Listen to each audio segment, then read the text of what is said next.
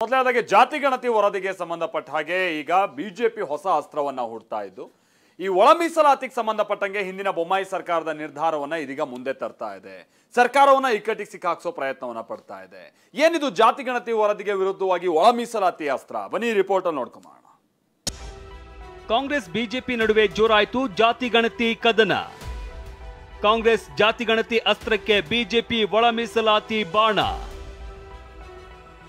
ಹೌದು, ಜಾತಿ ಗಣತಿಯನ್ನೇ ಪ್ರಬಲ ಅಸ್ತ್ರವಾಗಿಸಿಕೊಂಡಿರುವ ಕಾಂಗ್ರೆಸ್ ಶತಾಯಗತಾಯ ವರದಿ ರಿಲೀಸ್ಗೆ ಮುಂದಾಗಿದೆ.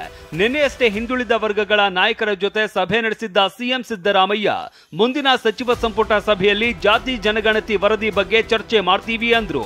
ಇದರ ಬೆನ್ನಲ್ಲೇ ಕಾಂಗ್ರೆಸ್ ನಾಯಕರಿಂದಲೇ ವರದಿ ರಿಲೀಸ್ಗೆ ಆಗ್ರಹ ಹೆಚ್ಚಾಗಿದೆ. ವರದಿ ಬಿಡುಗಡೆಗೆ ಕಾಂಗ್ರೆಸ್ ನಾಯಕರಿಂದಲೇ ಬಿಗಿ ಪಟ್ಟು.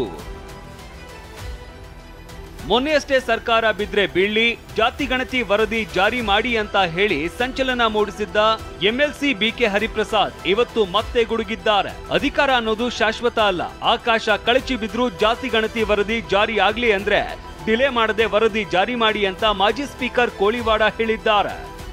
12ನೇ ತಾರೀಕು ಜಾತಿ ಗಣತಿಯನ್ನ ಕ್ಯಾಬಿನೆಟ್ ಮುಂದೆ ತಂದು ಚರ್ಚೆ ಮಾಡ್ತೀವಿ, ಆಮೇಲೆ ನಿಮ್ಗೆ ಹೇಳ್ತೀವಿ ಅಂತ ನಿನ್ನೆ ನಾವೆಲ್ಲ ಭೇಟಿ ಮಾಡಿದಾಗ ಹೇಳಿದ್ದಾರೆ.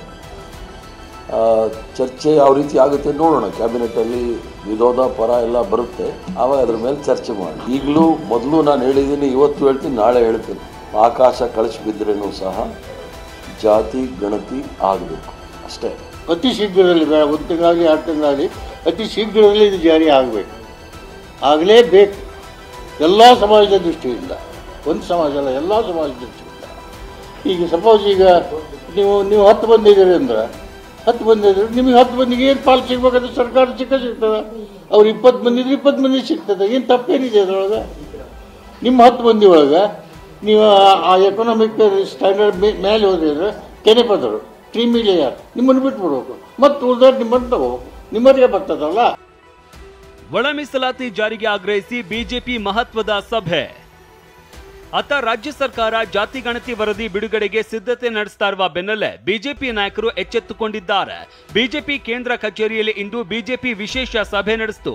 ವಿಜಯೇಂದ್ರ, ಅಶೋಕ್, ಪಕ್ಷದ ಹಿರಿಯ ನಾಯಕರು ಸೇರಿದಂತೆ 120ಕ್ಕೂ ಹೆಚ್ಚು ಎಸ್ಸಿ, ಎಸ್ಟಿ, ಒಬಿಸಿ ಮುಖಂಡರು ಪಾಲ್ಗೊಂಡಿದ್ರು. ಈ ವೇಳೆ ಒಳ ಮೀಸಲಾತಿ ಜಾರಿಗೆ ಒತ್ತಾಯ ಕೇಳಿ ಬಂದಿದೆ.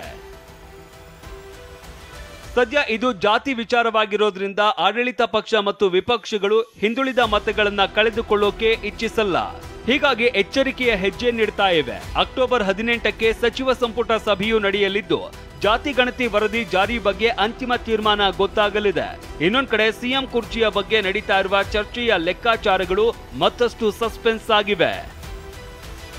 Bureau report, TV9.